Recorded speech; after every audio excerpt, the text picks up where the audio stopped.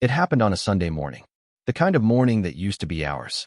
The sunlight came in through the blinds, and I was already in the kitchen making her favorite, French toast with cinnamon, extra powdered sugar on top. I thought maybe, just maybe, if I did the little things like I used to, she'd smile the way she used to.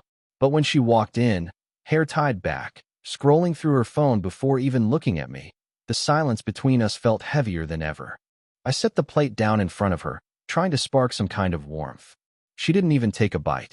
Instead, she glanced up at me with this distant expression and said the 7 words that gutted me more than any fight ever could.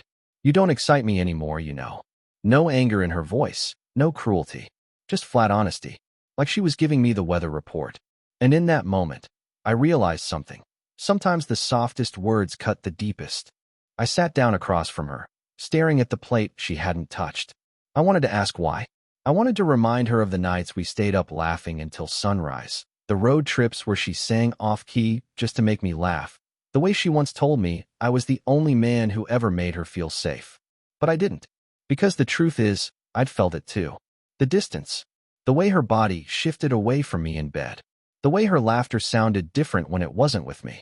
The way she looked at her phone more than she looked at my face. Still, hearing her say it out loud was different. It was final. I nodded slowly, pretending it didn't tear me apart. "I see." That's all I said.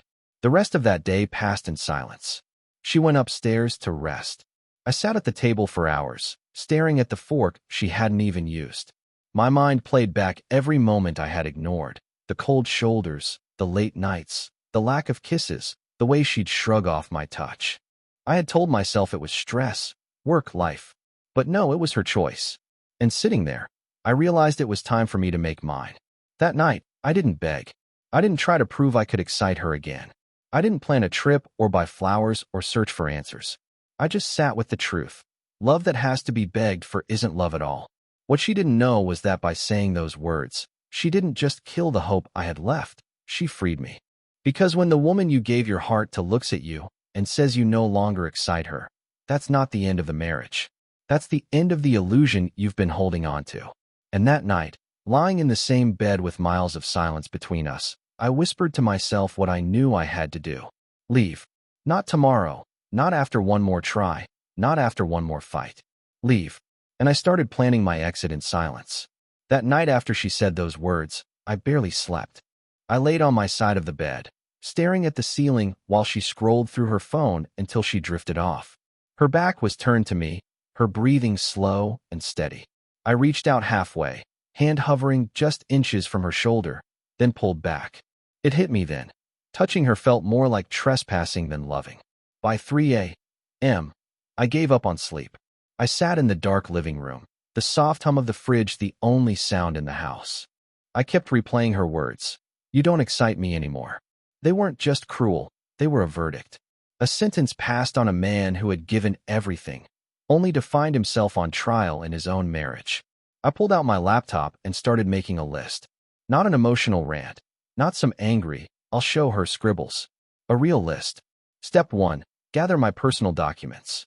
Step 2, move a portion of money to a separate account. Step 3, find a place I could afford on my own. It was strange, but instead of sadness, I felt calm.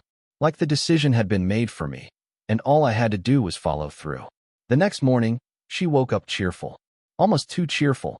She walked into the kitchen humming, poured herself coffee, and asked if I wanted her to pick up groceries later.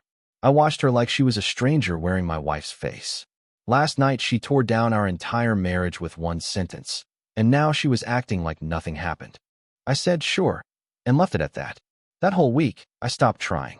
I didn't initiate conversations, didn't reach for her, didn't plan anything for us. And she barely noticed. Or maybe she did and didn't care. Either way, the distance between us turned into a canyon I no longer wanted to cross. One night, she came into the bedroom and said, "You've been quiet lately." I looked at her and replied, "Just tired." She nodded, as if that answer satisfied her, and turned over to sleep. No follow-up, no effort. That was the moment I realized something important. She wasn't just tired of me, she was indifferent. And indifference is worse than hate. Because hate means passion still exists. Indifference means you could disappear tomorrow and it wouldn't change a thing. So I kept planning. Quietly, carefully. I contacted an old friend who worked in real estate. Asked about small apartments, something simple and close to work. I started moving little things out of the house, an old guitar, some books, tools I didn't want her to keep. I did it slowly, so she wouldn't notice. The strangest part? I didn't feel guilty. I felt lighter. One Friday evening, she came home late. No explanation, no apology. Just the faint smell of perfume that wasn't hers. She dropped her purse on the table and mumbled, "Long day." I nodded, but inside I knew. Maybe there was someone else. Maybe not. But it didn't matter. Because what hurt wasn't whether she was cheating, it was that she already admitted I no longer excited her. She didn't want me. And once someone tells you that, it's over. I remember sitting in the living room after she went upstairs, the silence pressing down on me. That's when I made the final decision. I wasn't going to beg her to stay. I wasn't going to wait until she threw me away. I was going to leave first. And this time, I wouldn't look back. The following week felt like I was living in two different worlds. On the surface, everything looked normal. Same house, same routines, same small talk. But underneath, I had already checked out. She didn't notice. Or maybe she pretended not to. Monday night, I sat on the couch reading while she laughed at something on her phone. Her smile was bright, but not for me. I caught myself studying her, almost like she was a stranger. The woman I fell in love with. The one who used to wait for me by the door, barefoot in sweatpants, grinning like I was the only person in the world. She wasn't here anymore. What sat across from me now was someone cold, distant, living in the same house, but in another life. I went to bed early, left her downstairs still scrolling. The silence between us wasn't just quiet. It was the sound of something ending. By Wednesday, I had secured an apartment. Nothing special, one bedroom, small kitchen, a balcony overlooking a parking lot. But it was mine. Clean, simple, and most importantly, free of the heaviness that hung in my house. I started moving my things out one bag at a time. I'd take them to my car, drive around with them in the trunk until I could bring them to the apartment. She didn't ask questions. If she noticed anything missing, she didn't care enough to mention it. Friday night, she came home late again. Same story, long day. No kiss, no hug, just her face buried in her phone as she walked past me. That was when I realized something. I didn't even feel angry anymore. I just felt done. Saturday morning, she tried to make small talk over breakfast. Want to go out later? Maybe grab dinner? She asked casually, like the last few months hadn't been a slow death of everything between us. I looked at her for a long time before answering. Not with rage, not with sadness, just clarity. No, I've got plans. She frowned, probably confused. For years, I had been the one trying, suggesting date nights, asking her to spend time with me. Now, I didn't even want to pretend. That afternoon, I went to my new place and set up a few things, some clothes in the closet, my guitar leaning against the wall, a photo of my parents on the nightstand. It wasn't much, but it felt like freedom. When I drove back to the house that night, the weight hit me all over again. Walking through that door, I felt like a guest in my own life. The walls were covered in memories that didn't belong to us anymore. The smiles and the pictures were strangers. She was sitting on the couch when I came in, scrolling her phone as always. She looked up briefly and said, "Hey." I said, "Hey," back and went straight upstairs. That was the moment I knew. I was done pretending. The plan was set. The only thing left was the goodbye. But I wasn't going to make it dramatic. I wasn't going to fight or argue.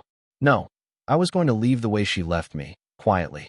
And when I did, she would finally understand the weight of the words she threw at me so carelessly. "You don't excite me anymore." Sunday morning arrived like any other, but inside me everything had already changed.